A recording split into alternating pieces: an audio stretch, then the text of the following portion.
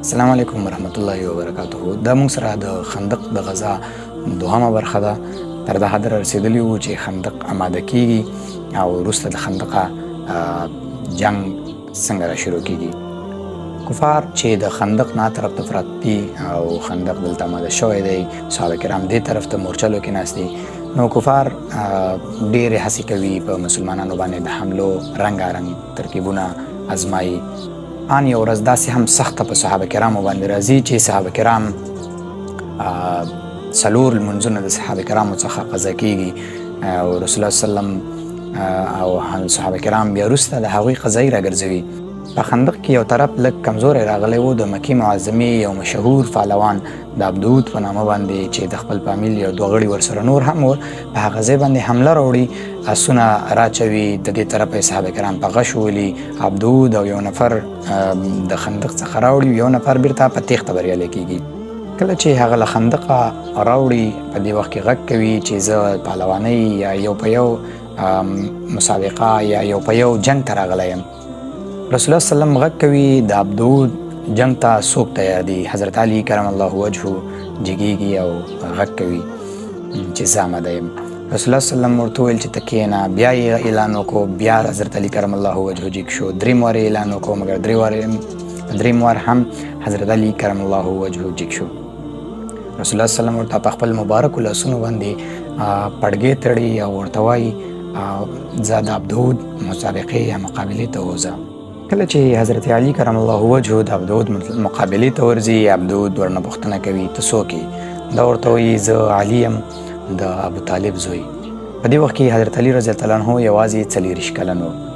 عبدود ورته وایي ابو طالب زما ډېر ښه ملګری و، په تا رحم کوم، زه لاړ شه ما ته مقابلې ته مه راځه. د دې پهلوان په اړه باندې دا مشهور و چې د په مکه معظمه کې څوک ورته 3 خبرې وکړي نو یوه خبره پکې حتما مني.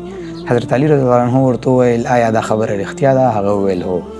دو ورته وویل لومړنی دا چې اسلام قبول کا. هغه ورته وویل چې دا خو هېڅکله نشي کېدی. ورته ویل چې زه جنګ پرېږده واپس لاړ شه. وایي دا هم هېڅکله نشي کېدی. حضرت علي رضی الله عنه ورته درېیمه خبره دا وکړه نو بیا ما سره جنګ ته تیار شه. هغه وویل ابو طالب زما یو ښه ملګری و، زه لاړ شه، زه له تا سره جنګ نه کوم. حضرت علي رضی الله عنه ورته وویل که ته له ما سره جنګ نه کوې زه له تا سره جنګ کوم.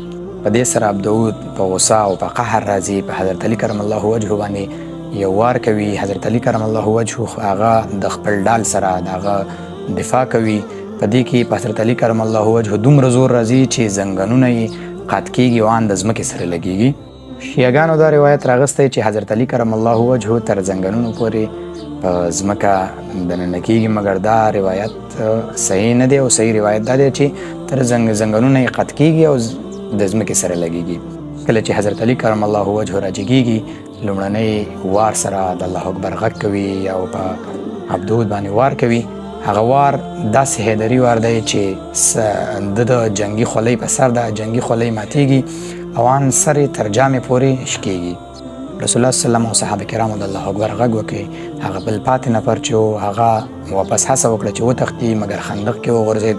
حضرت علي رضی الله عنه اجازه واغسته چې ما ته اجازه راکړئ د سره په خندق کې جنګېږم، مګر رسول الله صلی الله علیه وسلم ورته اجازه ورکړله او هغه یې په خندق کې مردار کړو. ژمی و، ډېر سخت حالات و.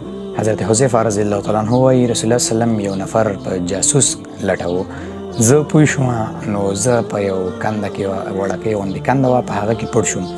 رسول الله صلی الله علیه وسلم چې په هغه طرف باندې تېرېدو زما د خپو کشار یې واورېد. راته وویل څوک یې؟ ما وویل چې حذیفه یم. راته وویل چې راجګ شه، د دې کار دپاره تر ټولو ښه یې.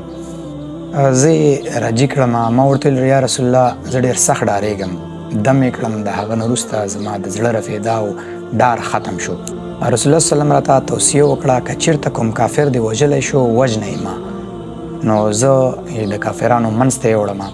کله چې زه هلته لاړم، هلته ما کتل چې ورته یو نفر ناست دی او ډېر سورب او پهلوان دی. ما کولی شو چې زه یې ووژنم، مګر ما د رسول الله صلی الله علیه وسلم خبر را یاده کړله او هغه مې ونه وژو. د خواته یو نفر څخه مې وپوښتل دا څوک دی؟ هغه وویل دا ابو سفیان دی.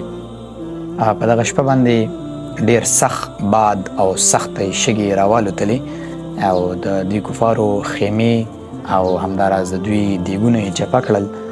ابو سفیان اعلان وکړو چې نور دلته پاتې کېدل نه کېږي او تاسو بیرته واپس د مکې معظمې په طرف باندې روان شئ. دا نو 15مه ورځ د محاصرې یا د مدینې منوره باندې د حملې وه. 25 ورځې محاصرې نه بعد کفار ماتې وخوړله او واپس مکې معظمې ته لاړل. حضرت حذیفه رضی الله تعالی عنه فرمایي چې زه واپس راواوښتم، ډېر سخته یخنۍ نیولی وم. رسول الله صلی الله علیه وسلم تهجدو باندې ولاړو.